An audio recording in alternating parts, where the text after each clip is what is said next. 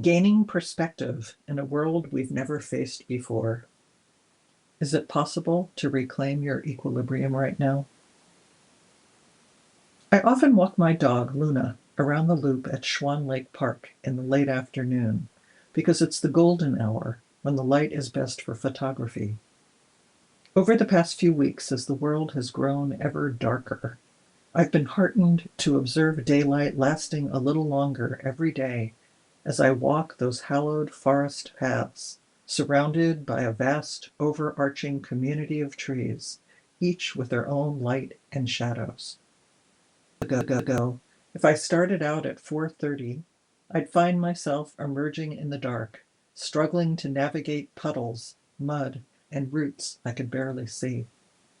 But now I can start later and walk with greater ease because the light is lasting longer. Simple radiance is growing, emanating, increasing. Spears of sunlight slant through the trees, guiding my steps a little longer each day. This eases the deep disquiet in my belly. Yesterday, it even evoked joy. Yes, joy, despite the horror and injustice that regularly rupture my equilibrium. The natural cycles of sunrise and sunset, morning and night, do not care who is in power. They don't reflect on inevitable cycles of progress and backlash. They don't react to the cruelty or generosity of human beings. Trees are not concerned with our world. They have their own underground root system telegraphing messages to grow, expand, reach out, retract. They have their own networks and never stop reaching toward the sky. They embody a deep patience I have rarely known.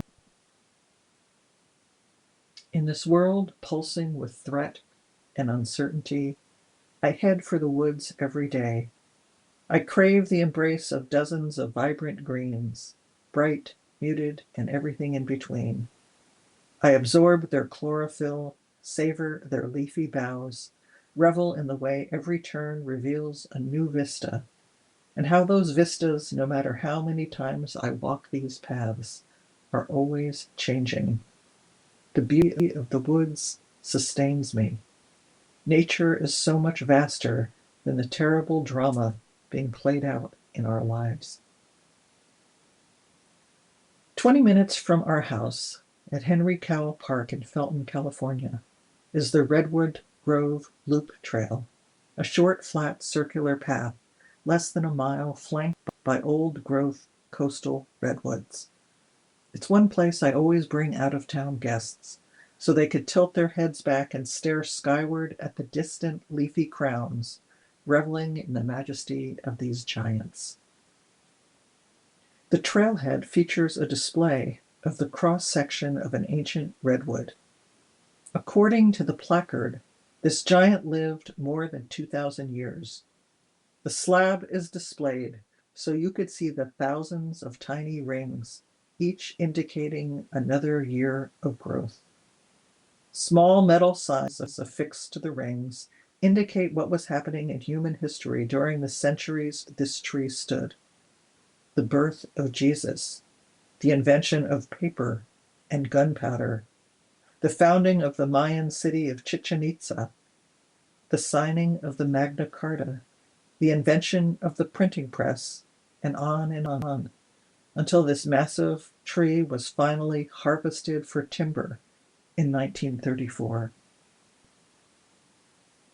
I've been thinking a lot about this display, how our current troubles, terrifying and destructive as they are, would be unlikely to warrant a sign on the rings of today's redwoods.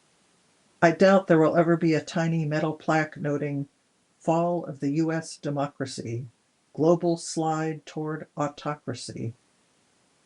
It reminds me that this awful moment in history that we are bound to witness and resist is just one millispeck of the vast sweep of human history, an even tinier speck in the history of our planet.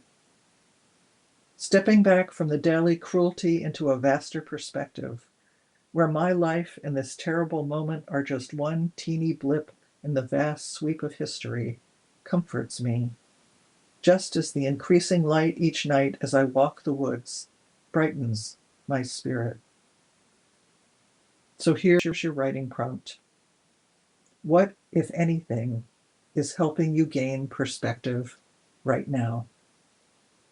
What, if anything, is helping you gain perspective right now?